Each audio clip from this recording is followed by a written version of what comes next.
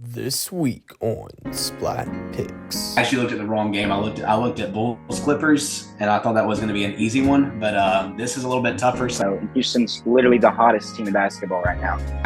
But I've just seen a lack of not leadership, but almost like toughness in this Duke team. I flipped a coin and it landed heads, and I picked Texas because of that.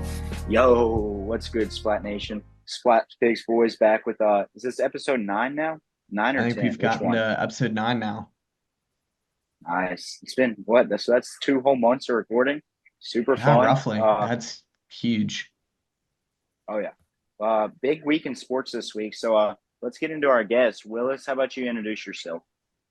all right, I am Willis Thigpen. I know Quag because we go to the same school, same grade. I play tennis. I'm our school mascot at JA, and favorite teams. I like Ole Miss. I'm a big Ole Miss guy. In terms of like other sports, tennis. I like Rafael Nadal. He's been out of commission though recently, so.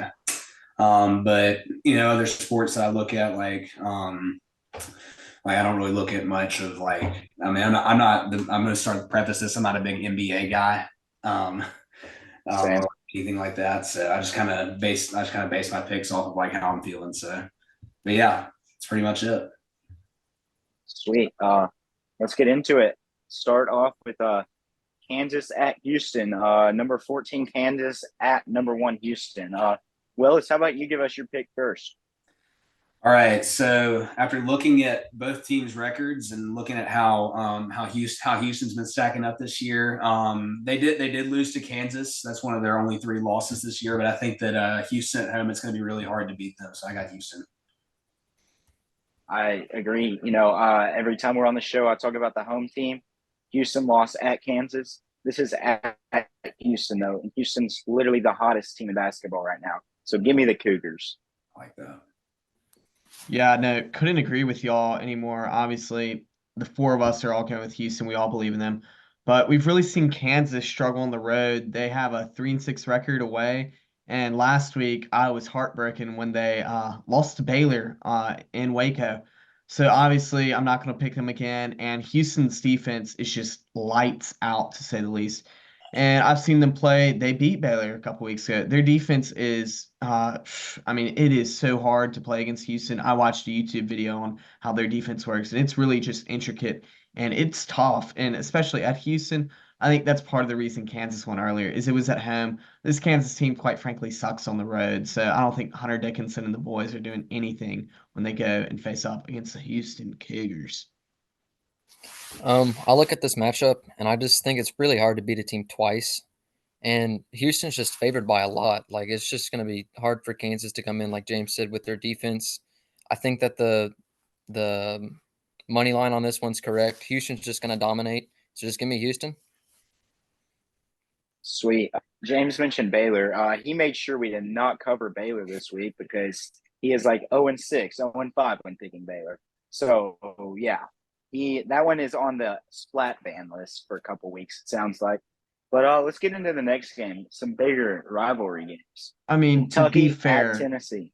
to be fair, Baylor's Oh, playing Texas Tech. Not quite a big game. I don't think it's splat picks okay. worthy. And since I'm already There are some talking, others. I'll start this one off. Tennessee, my goodness, hottest team in the SEC right now. I am thoroughly impressed getting back-to-back road wins against ranked opponents in Alabama and South Carolina. Dalton Connect is Wooden Award finalist. I think should win the Wooden Award. He's the best three-way scorer we've seen in college basketball. A lot of people will say, "Oh, what about what's his name at Purdue?" I don't care. Dalton Connect is quite frankly that guy. He can shoot the three. He can shoot mid-range. We've seen his dunks. He's an all-around weapon. And that's why I have to go with Tennessee. And they're at home. They already beat Kentucky away. You put them in Knoxville, they're not losing this one. Jack. I think the only reason I picked this is because I've just picked against Tennessee every single time, and it has not worked out. So I'm finally just going to join Tennessee on this one. So give me Tennessee. What about you, Willis? I agree with all that. I think the Tennessee is looking really good. They got big wins against South Carolina, Alabama, and Auburn, and they also got their kind of like a revenge win against Texas A&M. And I think that it's hard to beat this team at home, and especially after putting over 100 on Kentucky away, I think it's going to be pretty hard to beat Tennessee at home, especially if you're the Kentucky Wildcats. So give me Tennessee. Yeah, I'm gonna agree with all that completely. Kentucky just hasn't. They've looked great, except against Tennessee, and their turnovers were the problem. And Tennessee's defense, top tier. And then you have Dalton Connect. He can play defense, not the best defender, but he holds his own. And then you got him on offense. I think Wooden Award. Zach Edey just Dalton Connect changes the game for Tennessee. Zach Edey, you plug him in at any team, and he's going to do well. But Dalton Connect fits Tennessee's program, and I think the Vols are just going to run away with this at Thompson Bowling Arena. So give me the Vols. And next, we got biggest rivalry in college basketball. I know we debated it last time, but of all time, the biggest rivalry. So, Jack, you got the Blue Devils. Why'd you go with them? They're at home, and they I think I say this every podcast. They shoot a lot and they make a lot, so I think they score around like 80 points per game or something like that. So I'm going with Duke. James? Yeah, no, RJ Davis is an elite guard for UNC, carrying that team with he's at 21.4, almost 22 points per game. He also gets almost 4 rebounds a game and a few assists a game. I think he's great. Obviously, this Duke team is stacked, but I've just seen a lack of not leadership, but almost like toughness in this Duke team with Kyle Flipowski. That scene he made a week or so ago with the whole court storming, where, oh no, he tore something, then it was just he was sore and it was a sprain, to, oh look, he's able to play the next game. I think that just shows that this team is very tough. And they also have Jared McCain. He's cool when you see him on the internet doing his little singing song and stuff. I'm 2 days into college, and I am 3 lectures behind. There's this guy, let's name him Colin. He said he wants to be mine, but it doesn't really sit with me quite right, cause he doesn't really like the things that I like, and I keep accidentally locking myself out of my dorm in the middle of the night.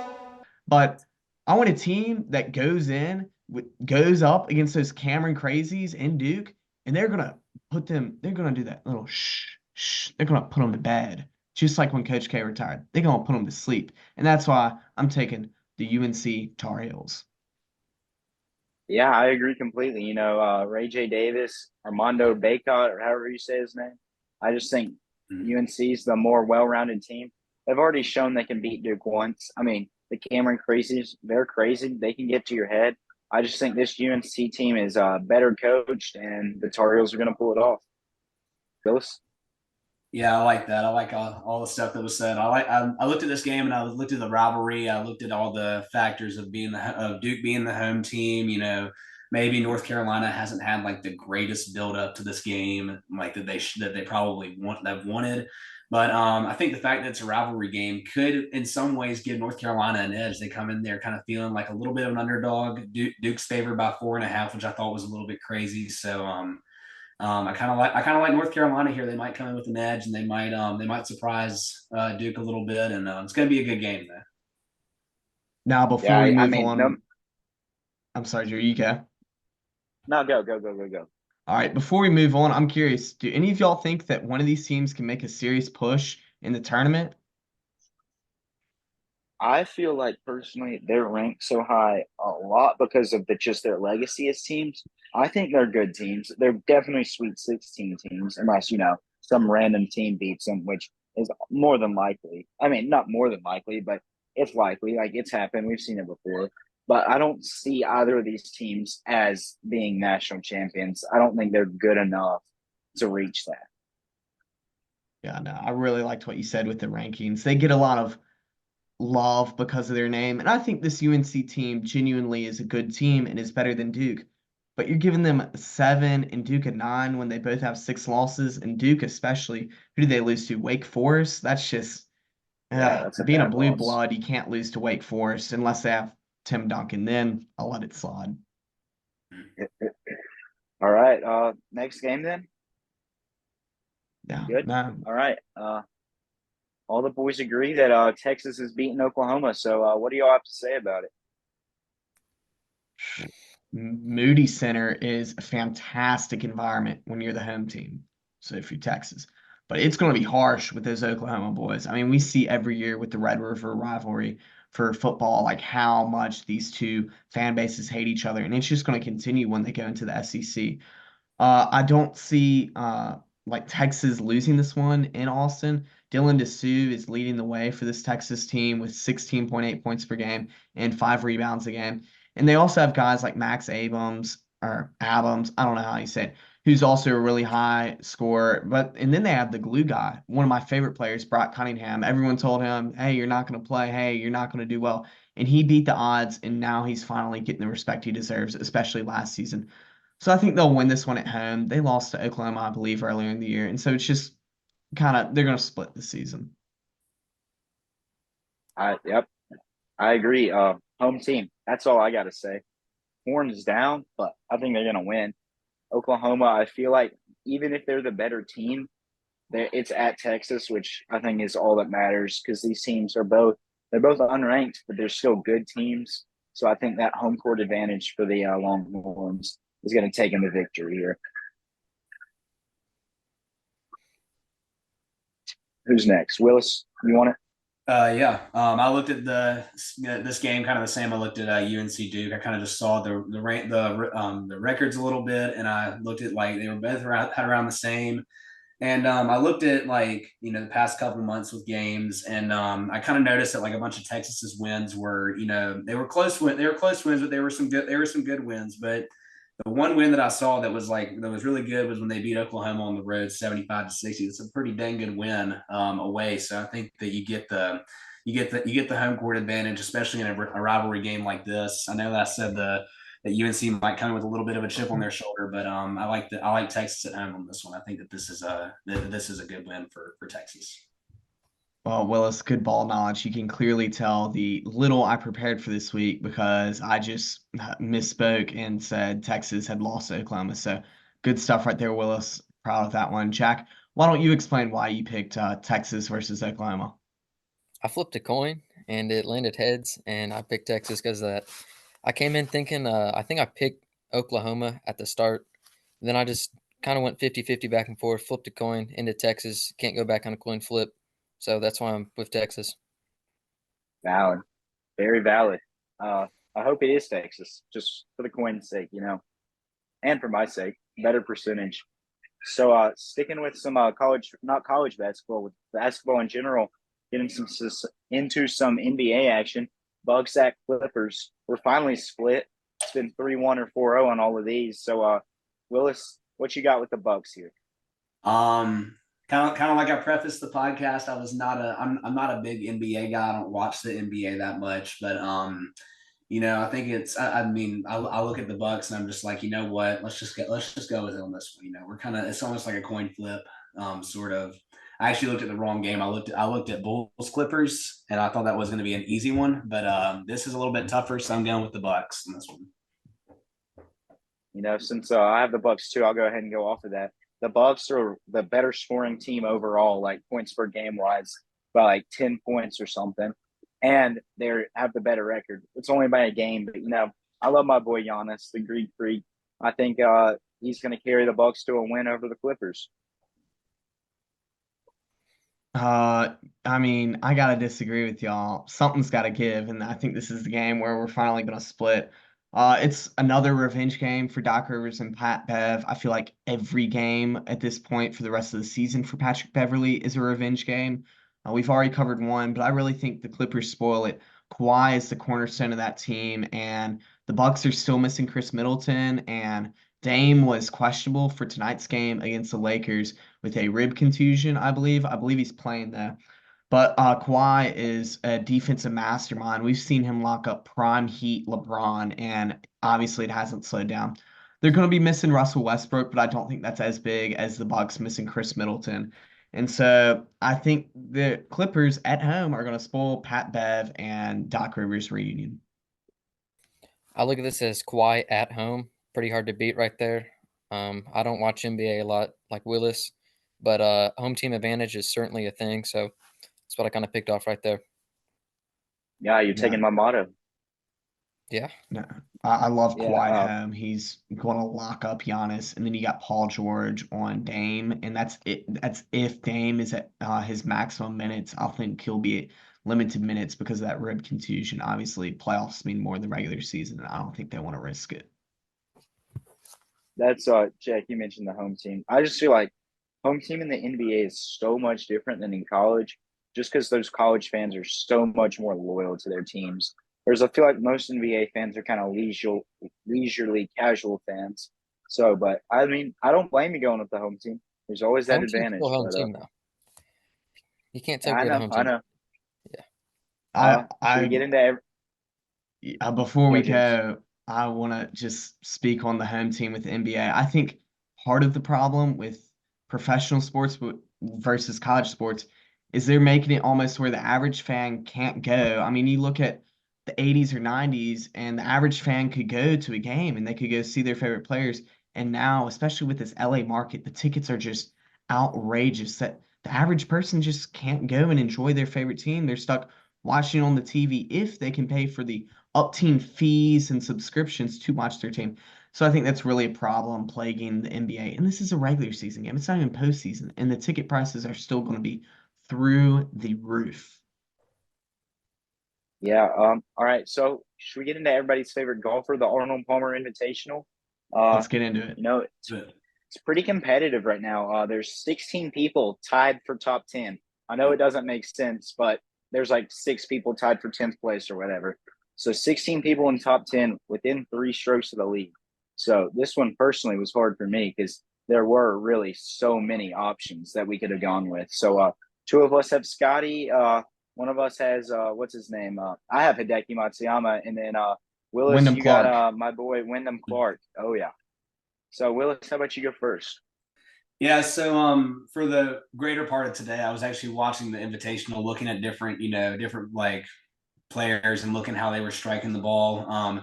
I was about to go with Scotty, and there's always the question of his putting. There's always the question of, is his putting going to be on? Because if it's not, then he's not winning. Because you can drive the ball and strike the ball as much as you can, but if you can't come through on the green, you can't. So I mean, if his putting is great Saturday and Sunday, then he's winning it. He's winning the whole thing.